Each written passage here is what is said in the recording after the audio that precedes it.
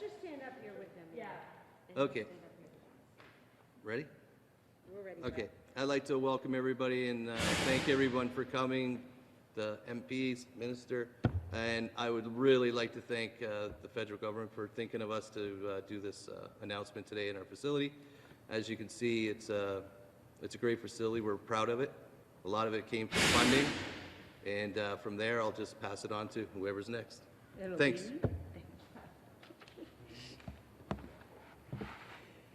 Good afternoon, everyone. Thank you so much for having us at the Millwrights this afternoon. It's always so great to have my friend, Minister Anita Anand, here on Hamilton Mountain and right here in a neighborhood that's really a hotbed for the trades.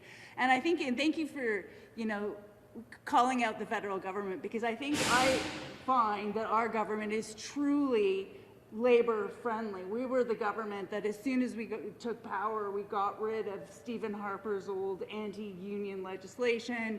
We've brought in measures so that tradespeople can claim it when they have to travel out of town for their work. We've recently brought in anti-scab legislation. So and all of those things happen when we have conversations with people like Brad and Noel. So thank you so much for your time, for welcoming us here and having such a great conversation this afternoon.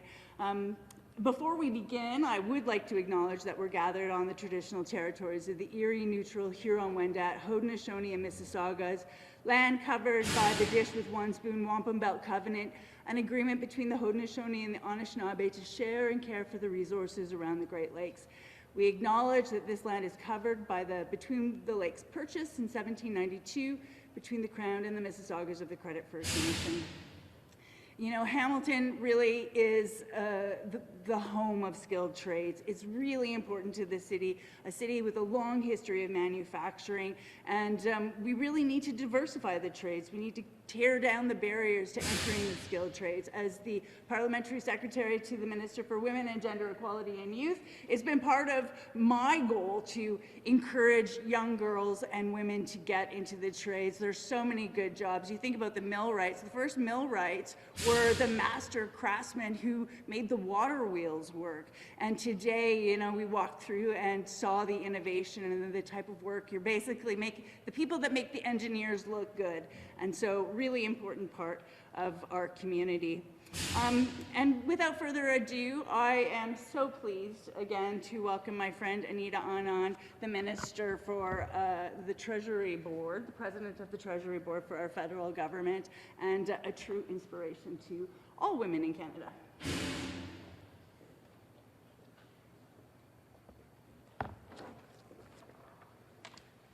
Well, thank you so much, Lisa, and hi, everybody, especially Brad and Noel.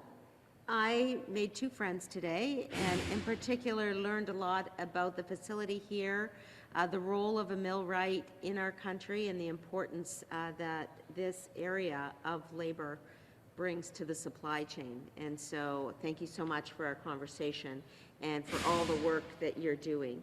I just want to touch for a moment on a point that Lisa made just a moment ago, which is what our government stands for in terms of unions. And since 2015, our government has been there for unions, including with the anti-replacement worker legislation this year, and there are a number of other items. And all along that process, we have been very committed to helping Canadians upgrade their skills and find new jobs, and the count is at over 1 million at this point in terms of reskilling and skilling workers and helping them find new jobs.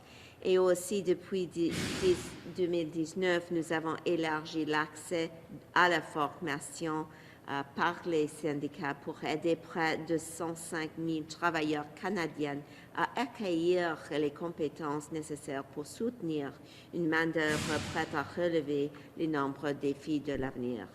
And so some of the things that we are focusing on now and that we've done really are implementing labor requirements in major tax credits to secure union wages and apprenticeship opportunities for Canadian workers in the clean economy, providing 10 days of paid sick leave for all federally regulated workers, and banning replacement workers, as I mentioned. But we do remain conscious of the realities of the workforce, that workers are aging and the inevitable surge of retirement is leaving us in great need of skilled workers. And what we need to do is to recruit, retain, and train more apprentices.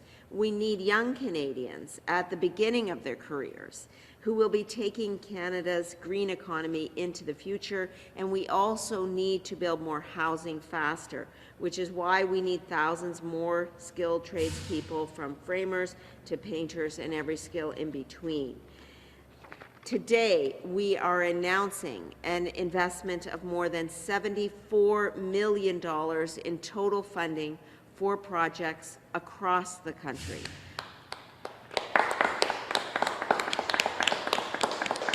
And under the investments in training equipment stream, 114 projects will help unions and training providers improve the quality of training through better equipment and materials that meet the latest industry standards. And under the innovation and apprenticeship stream, 10 projects will support unions to recruit and retain apprentices in Red Seal trades. That was an issue we just discussed, the importance of Red Seal and certification. Now, with these investments, we are supporting a diverse cohort of apprentices, including women, newcomers, persons with disabilities, Indigenous peoples, and racialized individuals through mentorship, career services, wraparound supports, and job matching. And even better news, we are investing over $150,000 into 3 projects right here in Hamilton. Woo! I just want to take a moment and talk about those 3 projects for Hamilton. First, the Millwright Local 1916, where we're standing right now, is receiving funding to purchase materials for the weld shop and safety equipment to incorporate them into their training curriculum and into certification curriculum offered to all members within the millwright trade. And we were just so happy to actually see training in action on the floor as we walked here to this press conference. Now, second, we are investing in the IBEW Local 105 to get new electrical equipment to enhance health and safety training, meet industry demands, improve the welding program's success, and reduce its environmental impact while supporting workforce development in the electrical industry. And then third, the UA 67 Joint Apprenticeship and Training Committee is getting funding to acquire a skyjack and telehandler to advance safety and skills training for all individuals, including underrepresented groups, to support workforce development in plumbing, in stream fitting, or pipe fitting and welding. So the bottom line here, folks, is that this is a win for workers, this is a win for employers, and this is a win for our economy and the labor supply chain, now and into the future. Merci beaucoup. Thank you.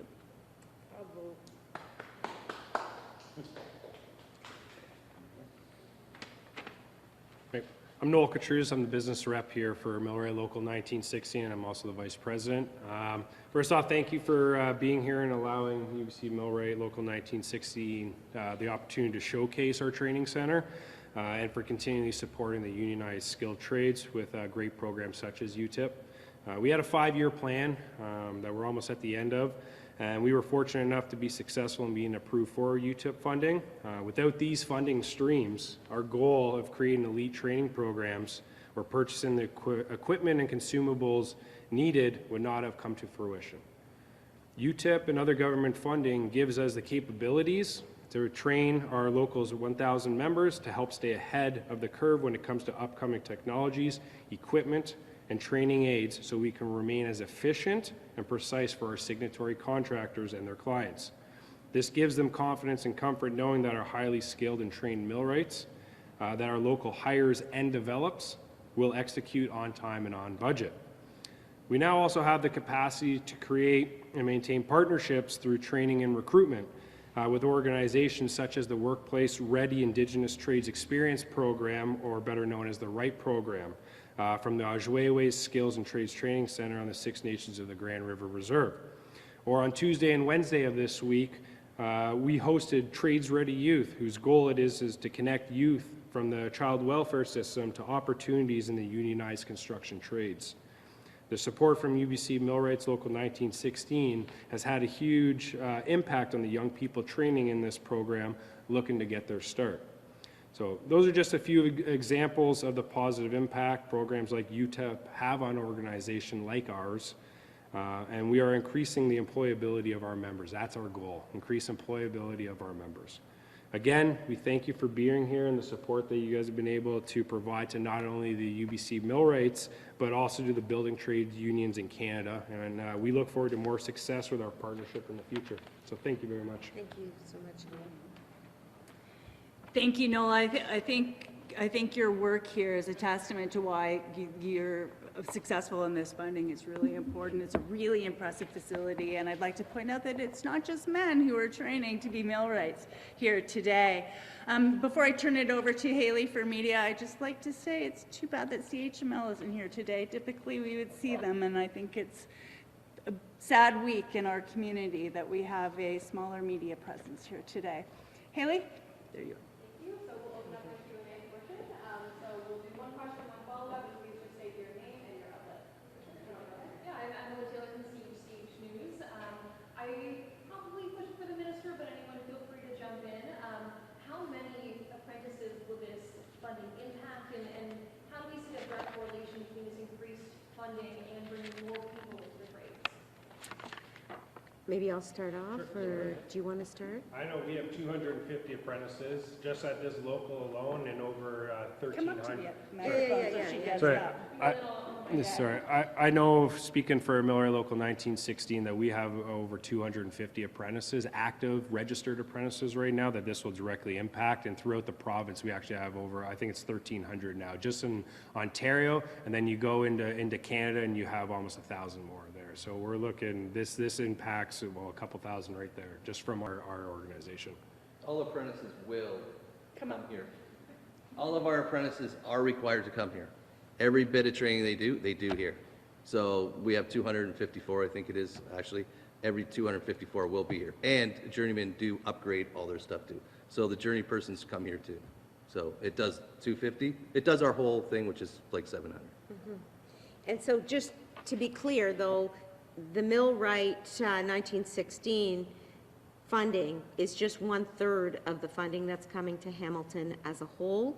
Of course, we've got the International Brotherhood of Electrical Workers, Local 105 getting funding, and we also have the UA 67 Joint Apprenticeship Training Committee. So this is really going to be benefiting thousands of workers across this region in Hamilton alone, and it's significant for the labor supply chain in this country so that projects can get off the ground, get built, get fixed, in fact, depending on what the trade is.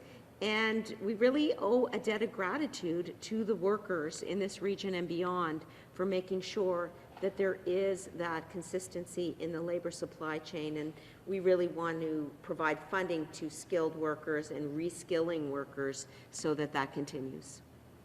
And just for the minister as well, I sort of want to turn our attention to downtown Hamilton. We've recently seen an uptick in gun violence there. The Hamilton Tax Court, the federal building, has closed their doors because of it. And now the Hamilton Chamber of Commerce is putting out warnings basically saying that this is unsustainable. Businesses will have to start closing if this isn't dealt with. I was looking to see if there's any conversations between the Chamber of Commerce and the federal government, and if there's any supports or funding that the federal government is willing to offer to help with this. So making sure that our streets are safe and secure has been a priority for this government since It was originally elected in 2015, but throughout 2019 and 2021, we have reformed the criminal code to ensure that there are penalties in place, and in particular, there are new proposed amendments on the table for things like auto theft, etc. I know that the Minister of Justice, Arif Barani, as well as the Minister of Public Safety, Dominic LeBlanc, are working very hard to ensure that guns and gangs are off our streets. You will know that we are banning assault weapons. We have also curtailed the importation of handguns. Those are the types of measures that our government has taken, and once again, we take the issues of crime very seriously. From a Treasury Board perspective, I have been meeting with chambers of commerce across the country since I was appointed in 2023. The primary issues that chambers are raising with us relate to supports for small businesses, as well as ensuring that we are providing supports for employees of those small businesses, and certainly I'll continue those conversations. But as I said, the safety and security of our streets is a top concern of our government, and we'll continue to put legislation and reforms and supports on the table to continue along those lines. Any other questions? Great, that concludes the Q&A portion, and our announcement. Thanks everyone for being here. Great. Thank you so much. Thanks, Emily. Amazing.